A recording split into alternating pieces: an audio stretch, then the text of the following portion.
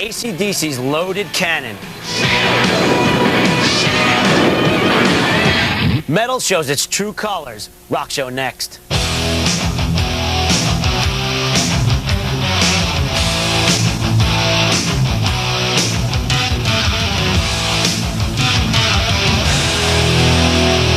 Hey, it's The Rock Show, and I'm Scot Ian, and we have got a badass show for you this week. We're going to get you all juiced up with some brand new Mustaine, some brand new Nickelback, and Megadeth will be stopping by. But of course, we're going to kick it off with the poll. And in light of the fact that Halloween is right around the corner, we've got a Halloween-skewed question for you, for all you ghouls and goblins out there. We want to know which one of these rockers or rockers' mascots is the best to dress up for on Halloween. And your choices for that are Kiss's Gene Simmons, Iron Maiden's mascot Eddie, Guns N' Roses' Slash, Anthrax's mascot the Knot Man, or Megadeth's mascot Vic Rattlehead. So all you got to do is log on to VH1.com/rockshow and cast your vote, and we'll let you know which one of those was the winner. Last week's poll question was which one of these was the ruling rock duo? Which one of these rock duo rules? And your choices for that were Eddie Van Halen and David Lee Roth, Joe Perry and Steven Tyler, Jimmy Page and Robert Plant, Axl Rose and Slash, and Ozzy and Randy Rhoads. This was a close one, boys and girls, a really close one. But by a hair, it's Eddie Van Halen and David Lee Roth. They pulled it out. And you know, they are a pretty amazing rock duo. Amazing Van Halen records, amazing career, and of course, everybody wants those guys to get back together. So here they are, your winners, Eddie Van Halen and David Lee Roth with Jump. Coming up, AC/DC's on the front line, and Pantera celebrates the Devil's Night. Rock show next.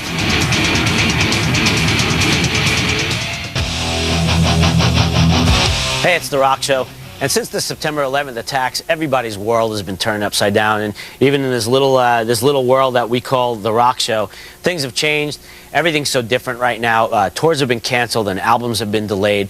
And, you know, maybe in the grand scale of things, this doesn't really matter. But you know what? People got to go out there and do their thing and entertain us. So we've got so much to talk to you about. So many acts and artists and bands are contributing to charity events and putting on charity events. So I'm going to tell you all about that right now here in the Rock Pit. Corrosion of Conformity held a special benefit screening for their new DVD live volume yesterday. Funds from the event were donated to the Afghan Women's Mission devoted to helping women resist the Taliban and gain freedom in Afghanistan. Incubus played the first big show in New York City following the attack on America. They donated all the proceeds from their concert sales to charity. Godsmack, along with several promoters and venues, have donated $100,000 to help the widows and orphans of firefighters and policemen lost in the September 11th tragedy. Opening acts Lux and Saliva also joined Godsmack on stage for a candlelight vigil in honor of the attack victims. Aerosmith and the Scorpions have volunteered their services to go overseas and entertain the troops at the USO. And my band Anthrax is going to be playing a benefit here in New York City at the Hammerstein Ballroom on November 28th with Twisted Sister. It's going to benefit the Fireman's Fund. There's going to be a couple more bands to be named later, so if you're in town, definitely come down. This will be a night not to be missed, and of course it's for a great cause. Another thing I would like to talk about is the name of my band, Anthrax. Obviously, recently, anthrax is everywhere, and for all the wrong reasons. You know, with the anthrax outbreak and people getting it and somebody dying in Florida and the scares going on, obviously our name has been in the news a lot, and that's what I'd like to clarify here. We know it really isn't our name. When I learned about anthrax in biology class, I knew what it meant. I just never thought I'd live in a world where this would become something that we needed to be scared of, where one human would actually use this against another human being. We're extremely sensitive to this situation, and so have our fans, and nobody wants us to change our name. Our fans don't want us to change the name, but there are some people out there who I think are a little misinformed. And I think we named our band Anthrax last week, trying to take advantage of some terrible situation. We've actually got emails, you know, talking about this, saying, how dare you, and this. Well, we didn't name our band Anthrax last week. It's been 20 years, and the last thing we want is any more of this to go on. We want this to go away. We're scared just like everybody else. So it's been a really strange and stressful situation for us, as well as for the whole world. So we just get this little added thing of we happen to be in a band called Anthrax too. So it's been really strange, and we're just hoping this all blows over and we could all just grow fat and old together. And I'm completely serious about that. So anyway, on to the next thing. Patriotism is in abundance right now, and that's a really good thing. There's nothing wrong with being patriotic. There's nothing wrong with waving your flag. Throw your fists in the air and salute. And here's AC/DC's version of that for those about to rock.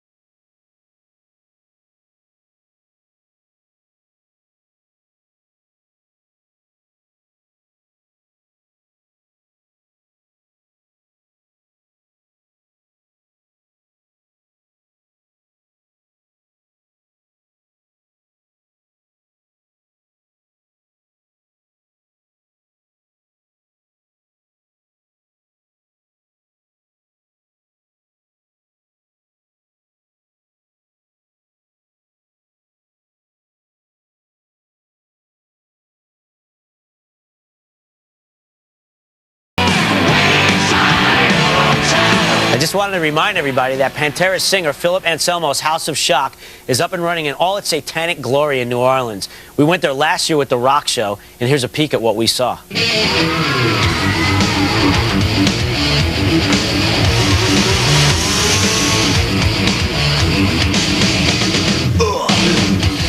So you should definitely go check that out. The House of Shock is open every weekend this month, as well as the whole week leading up to Halloween. So go check it out. It's a good time will be had by all. Which leads me right into my pick of the week, Pantera. Duh. I just have to say this. I'm going to keep this short and sweet about Pantera. Pantera, to me, became the definition of brutality in the 90s, and I think that pretty much says it all. Here they are with a video that, since I've been doing this, we haven't played, off Cowboys from Hell, Primal Concrete Sledge. Up next, brand new Ozzy, Mustaine take their family values on tour, and Megadeth are going to pay us a visit right here on The Rock Show.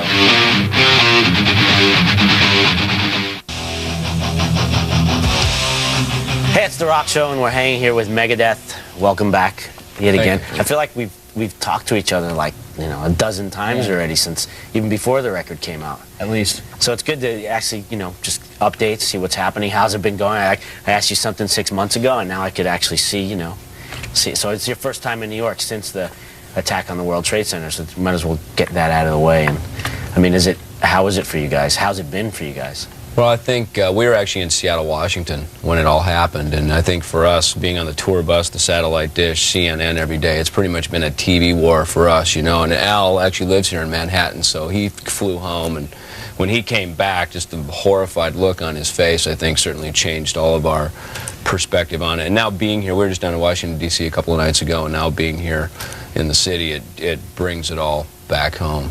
And so you actually flew home. How did you get home?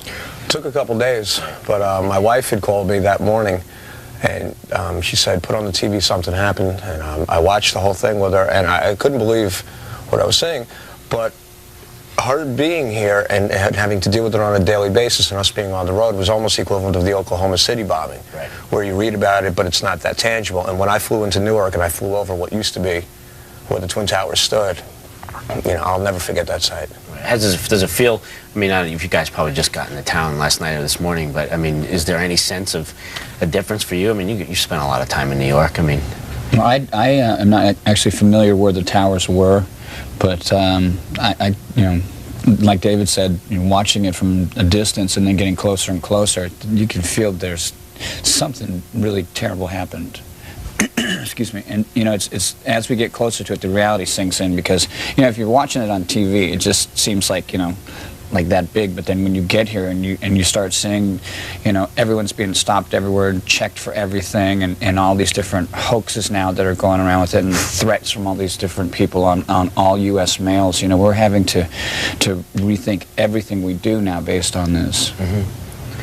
Yeah, you know, and then like it seems weird because I know people, like, they don't want things to be all serious all the time, and you know, we do what we do. We play in bands, we're on a TV show, and we talk about it. Sometimes it's hard though, you know. It's like it makes everything seem so kind of unimportant and small. Yeah, sometimes, you know, we could sit here and talk about, hey, we're on tour and we're doing this and we're doing that, but the bottom line is still you guys are out there playing, and you're out there kicking ass, and people are coming to see you, and because you're doing what you do. Right. And I think that is the most important thing right now. You know, for people to go out and live their lives as best as they can anyway. Well, one thing is that when we're playing, a lot of people come up to me in particular saying, you know, is your family okay? I mean, these strangers at shows, and them saying, you know, I know it hit New York, but we're all Americans, we're all together, and seeing that if you can get any kind of positive from this disaster, it's brought Americans closer together.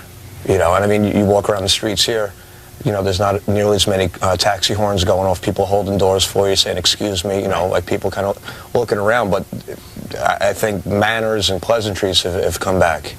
Yeah, it's really weird that out of this chaos that everything it's brought the country together, and it's made people more considerate of other Americans. I flew from St. Louis home, and I was in a van, and there are two old people, real short hair, another couple, there's like a military couple, short hair, and I'm sitting in there, long hair, and then there's a black man driving the van, and I was thinking, 3 weeks ago, you guys would have been looking at me and the driver like we were trouble, you know, and now it's like we're all the same, right? You know. And something, you know, even though it was really tragic what happened, something great's come out of it. Well, hopefully. And we're going to be back with Megadeth to talk more about the tour and all that. First, we're going to go to Ozzy Osbourne off his first album in 6 years, Down to Earth. Here's Gets Me Through. So with everything that's been going on the last few weeks, how do you think that's going to affect the music world? I mean, or specifically you guys, as far as your writing or your attitudes, you know, towards things, or, you know, song titles, lyrics, anything like that, you know? It's really weird that you say that. When we came back from Indonesia, we went through LAX, and I grabbed a magazine from some girl that was selling something from a guy named Lyndon LaRouche, and I'd never known who he was. And the magazine is dated August 3rd, 2001. And one of the captions in there, it said, "Washington is next." And it said that in September, Washington was going to be hit by terrorists. Now, this is a magazine that was dated August 3rd. Right. And I thought, God, what a great song title. So I started writing a song called Washington is Next, and as soon as this happened, that went right into the can. And, you know, the good thing about our music is it's a place and a way when people come to see us live to get out some aggression. Because a lot of people are hurt, they're confused, they're angry. And being able to go into a safe environment, even though, you know, people were being told not to go out into public places, right, you know, come in there and being able to do, you know, their deal and mosh and get it out and be safe, it's a good thing. How the crowds, I mean, I've seen, you know, on websites like whatever, Ticketmaster, I mean, you guys are doing great business. So, I mean, obviously the fans are stoked that you're there. Yeah. I think it's probably some of the funnest time that we've ever had since we started, because, you know, we're a pro-American band. We've always sung about, you know, politics and military and stuff, and right now the music is really relevant. The song that probably gets the best response is Holy Wars, because, you know, it describes exactly the current situation that we're in, and I wrote that song back in 1990. Right. You know, and I'm not saying I'm Jeremiah, I'm some kind of prophet or something. It just was, you know, keeping my head up and looking at, you know, the surrounding events that we're dealing with on a day-to-day basis. Plus, I come out with Old Glory. My guitar's been painted into an American flag, and that was by the suggestion of our manager, Steve Wood. And when I bring that out, it's like people go crazy over it. You know, instead of saying Megadeth, they're saying USA. It's like oh, you yeah, know, you got the chance. the chance. So it's really cool, because, you know, there's this kind of solidarity and an equilibrium for a bunch of people that, you know, they're lost right now. Not lost in a bad way, but they're frustrated. And they come, they see us, and we're doing our gig, and we're setting a good example on how to deal with things. You know, because I try not to preach from the stage, but, you know, I tell people that this hate crime crap that's going on, you know, targeting people who look Middle Eastern, you know, it's not cool. They killed a man in our state, Scott, just because he looked like a Middle Eastern. He was an Indian, he was a Sikh, and one of our crew guys goes there every morning to get his gas. He comes there, and the thing's all taped off with crime scene tape, and the guy's dead. Some moron just went and shot him. You know, so we've been trying to encourage our fans, don't take the law into your own hands. Right. We know who it is. If you really want to help, go enlist. If you want to go kill somebody, make sure you do it under the right pretenses. Yeah, exactly. Well, I'm glad to see, you know, in our little corner of the world, that it hasn't affected, you know, what you guys are doing out there touring. And there's all kinds of tours. Some tours have been postponed, some tours canceled. Big tours coming up, and there's this Family Values thing coming out, and the reason I mention that, it's got a lot of killer bands, STP, it's got Linkin Park, it's got Static X, and this band Stained with Fade. Coming up, Megadeth and Bikes and Chicks, plus Nickelback.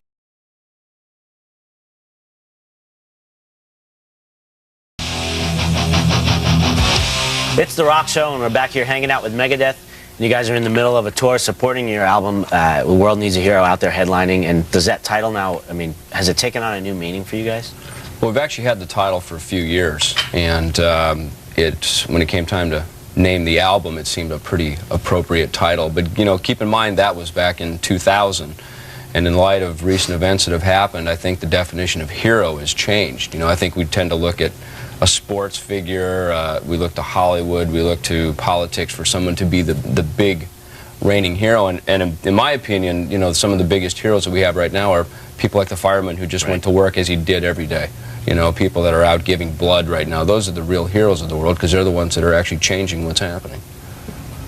You got Endo out opening up for you. How's that been? You like those guys, or how's it? You know? As people, they're really, really cool. They're good guys. Their music is exciting. Some of our fans haven't received them very well, as you probably have had the same situation with your loyal following. They don't want to listen to somebody in front of you. But they're young. They're interesting.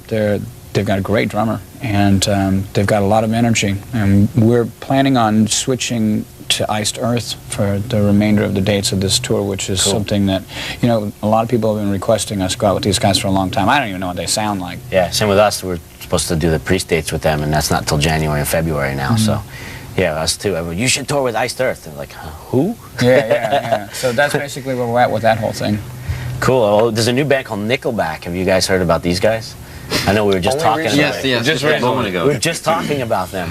Well, this is the song that blew them up, which we've all been missing apparently somehow. And here's Nickelback with How You Remind Me. Coming up, Megadeth are going to jam in a garage right here on The Rock Show. Hey, it's The Rock Show, and we're back with Megadeth. And so you guys are planning on doing a live album and a DVD in your home state of Arizona. Correct. It was supposed to be Buenos Aires, but because of the threats on all American males, us leaving the country, a lot of people in our camp are not really feeling safe doing that. And it's just, you know, we've wanted to do it in Buenos Aires for so many years, and it's just, it ain't in the cards. Right. I mean, you know, we had everything lined up for the last time, and Ozzy canceled. And now we had everything lined up again, and we go to war. Right. So, I mean, the writing's on the wall. It ain't going to happen down there. Don't go to Argentina. You know, I mean, it's a great place to play. Yeah, it's amazing. But, you know, we're just going to do it at home. Cool. And what's the plan after that? Like, you guys still have more, you know, more things in the cards as far as touring goes off this album? No. I think we're going to take the rest of the year off after this, and I think we'll go in the studio January and start, you know, we've already written some new songs for the new record, and, you know, and we're going to take some time off and just go in the studio, I think, at that point, and, you know, release, who knows, we can't at this point. Well, we've got a couple of things. We're going to remix and re-release and repackage, actually, the Killing Is My Business record, which is our first album. Is that going to be through Sanctuary? It's actually on Loud Records, yeah. Cool. And then the DVD and the CD set of the live album we're looking for probably spring of next year, and then the new studio record sometime later in the year. So we got a bunch of stuff lined up. So I think you know, this tour, I mean, took us all around the world. We did all the international stuff first, and that was very extensive. And then doing what we're doing with this headlining tour here in America.